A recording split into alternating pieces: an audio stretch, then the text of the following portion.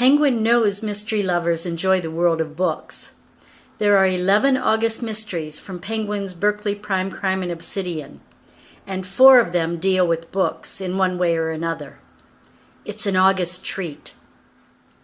And Ellery Adams, New York Times best-selling author of the Books by the Bay mysteries, kicks it off with the first book retreat mystery, Murder in the Mystery Suite.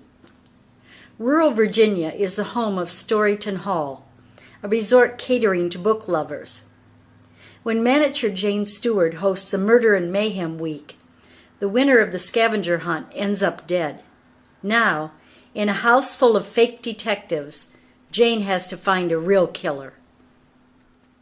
Elizabeth Lynn Casey sends her Sweetbriar Ladies Society sewing circle to New York City for an appearance on a morning show in Taken In. But one member uses the trip to meet with a man she met online, a man who is a con man who specializes in scamming older women. When Dixie is arrested for his murder, the sewing circle gathers around to find clues and spotlight a killer. Erica Chase takes us back to the world of books in her latest Ashton Corners Book Club mystery, Book Fair and Foul. The book club members chip in when the owner of a novel plot prepares for the first mystery book fair. However, one member becomes the prime suspect when a publicist dies, and the book buffs have to read between the lines to find the truth. It's the first time in paperback for Cleo Coyle's coffeehouse mystery, Billionaire Blend. When an internet billionaire hires coffeehouse manager Claire Cosey to create the world's most expensive coffee blend, he unknowingly hires the person best prepared to determine why he seems to be a killer's target. A rivalry between quilting guilds brings the focus on Dappled Hills, North Carolina, and Elizabeth Craig's Sheer Trouble. It seems 2 quilters were interested in Jason Gore. When he shows up at the patchwork cottage and ends with a new set of shears buried in his unfaithful heart, quilter Beatrix Coleman sharpens her sleuthing skills to find a killer. Clara Quinn might be a premier bookseller, but she's also the family member with the Quinn sense, the ability to read minds and see visions of the future.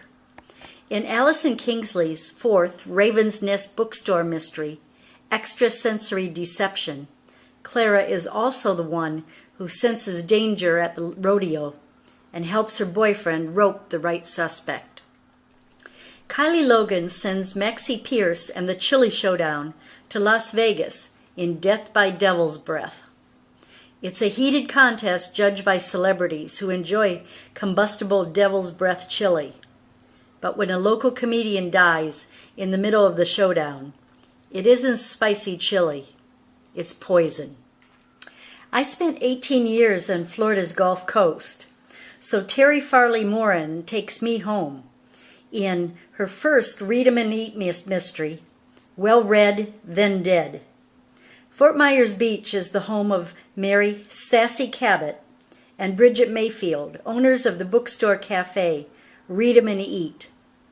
But when they're not dishing about books or serving up scones, they're looking for the person who murdered one of their customers. Penny Pike also launches a new series with her first food festival mystery, Death of a Crabby Cook. A local chef turns up dead, and Darcy Burnett's aunt is framed for the murder. The restaurant chef was an outspoken enemy of food trucks, and Darcy wonders if one of the other vendors did him in.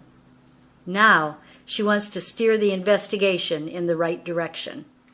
Paige Shelton's Country Cooking School mysteries are some of my favorites. They feature Bets Winston, who inherited her cooking skills from her grandmother, as well as the ability to see and talk to the ghosts of the real people who once roamed the streets of the Old West town of Broken Rope, Missouri. If Catfish Had 9 Lives, the 4th book, finds Graham and Betts offering cooking lessons at the annual Cowboy Poetry Convention. But when a staged gunfight ends in death, and Betts' brother is the prime suspect, she has to deal with troubles on both planes, The Real and Ghostly World. Leanne Sweeney's The Cat, the Vagabond, and the Victim wraps up the August list. Clyde the cat travels 200 miles back home to find his former owner dead. Jillian Hart is drawn into the investigation when Clyde finds another body, and she suspects he may be the next victim. No Jinx this month, no cat showed up, so I had to go looking for Josh, who has his unusual cameo this month. Thank you, Josh.